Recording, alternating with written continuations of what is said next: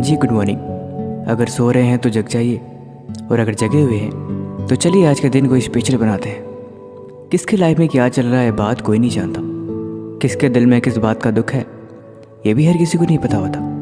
लेकिन सुबह की शुरुआत अगर अच्छी बातों से की जाए तो उस दिन की तो बात ही कुछ और है, क्योंकि किसकी कौन सी बात आपकी ज़िंदगी बदल के रख दे ये भी तो कोई नहीं जानता ना। लेकिन ज़िंदगी में एक बात हमेशा से तय होती है कि वक्त के साथ साथ इंसान को अगर वक्त न दिया जाए तो चाहे रिश्ता हो या कोई चीज़, अक्सर वो ख़राब हो ही जाती है। इसलिए ज़िंदगी के सफ़र में अक्सर चीज़ों को और रिश्तों को वक्त देने की प्राथमिकता हमेशा सबसे ज़्यादा ज़रूरी होती है।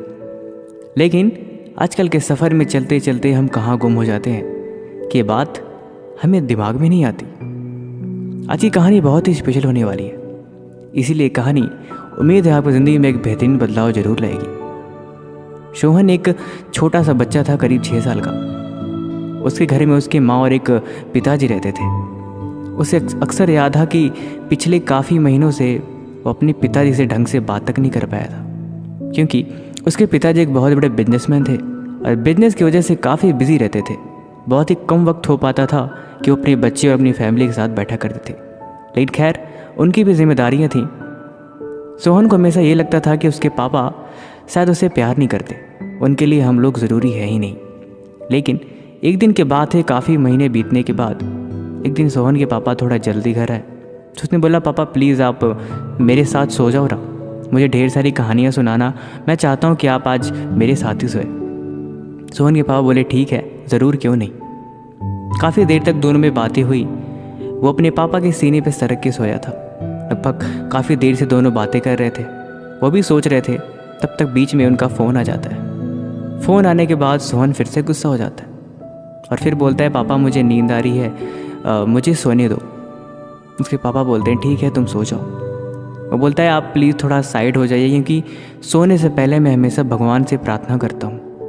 पापा बोले, ठीक है कर लो प्रार्थना, ये तो बहुत अच्छी बात है।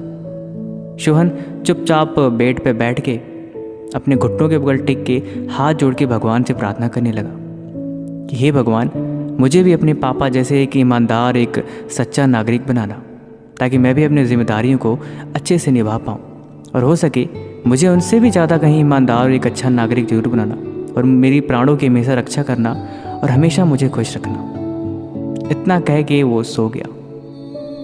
उसके पापा उसकी बातों को लेके सोच रहे थे कि ये मेरा लड़का जो 6 साल का है, ऐसी प्रार्थना मांगी।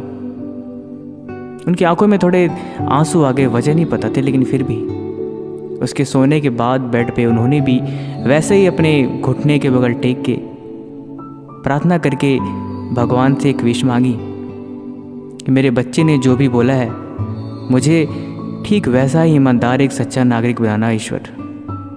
क्योंकि हम आपसे गुजारिश करते हैं कि मेरा बच्चा जैसा मुझे चाहता है मैं ठीक वैसा ही बनूं, ताकि उसे कभी भी इस बात पे तरस ना आए, हमेशा मुझ पे नाच करे। इतना कहते ही पापा उसकी तरफ देखते हुए वो भी सो गए बगल में। कहानी तो ख़त्म हुई, लेकिन कहानी का मतलब आप अपने मतलब से निकाल सकते हैं, अपने अपने हिसाब से, अपने अपने पॉइंट ऑफ व्यू से। एक बात देखेंगे तो ज़िंदगी में हमेशा से एक चीज़ तय होती है, जो आपके अपने हैं, जो आपसे प्यार करते हैं, वो हमेशा आपकी फीलिंग की रिस्पेक्ट करते हैं। वक्त के साथ साथ व्यस्तता और रिस्पॉन्सिबिलिटी जिसके अंदर होती है, वो इस बात को अच्छे तरह से जानते हैं कि उनके लिए क्या ज़रूरी है। इसका मतलब ये कभी नहीं होता कि उनका आपकी लाइफ में कोई रोल ही नहीं है।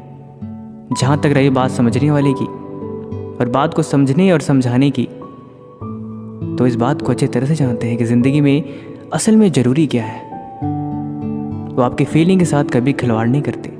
उनके बात हमेशा दिल में रहती है कि जो उनके अपने हैं, जो उनके खास है, हमेशा उन्हें किसी चीज़ की कमी ना हो। खासकर उनकी खुशी से बढ़ के कुछ नहीं होती उनके लिए। जो आपके अपने हैं वो इस बात को अच्छे तरह से जानते हैं और हमेशा इस बात का ख्याल रखते हैं। क्यों आपको ऐसा नहीं लगता?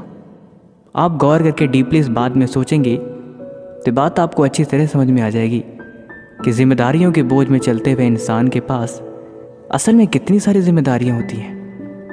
क्या सिर्फ एक ही तराजू में उसे तौल लेना और एक रिज़ल्ट निकाल के उसे बता देना क्या आसान होता है ज़िंदगी में? क्योंकि जिसके पास जिम्मेदारियों का बोझ है उसके पास, और भी बहुत सारी चीज़ें हैं जैसे लाइफ में वो भी ज़रूरी है, लेकिन बेहतर यही है कि इसे ही ज़िंदगी कहते हैं।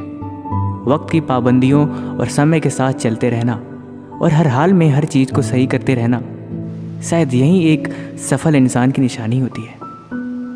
बाकी आपको ये कहानी कैसी लगी हमें कमेंट बॉक्स में ज़रूर लिखें, और ऐसी कहानी के लिए इस चैनल को सब्सक्राइब कर लें। तब तक मिलते हैं हम आपसे अगले दिन सुबह के 8 बजे।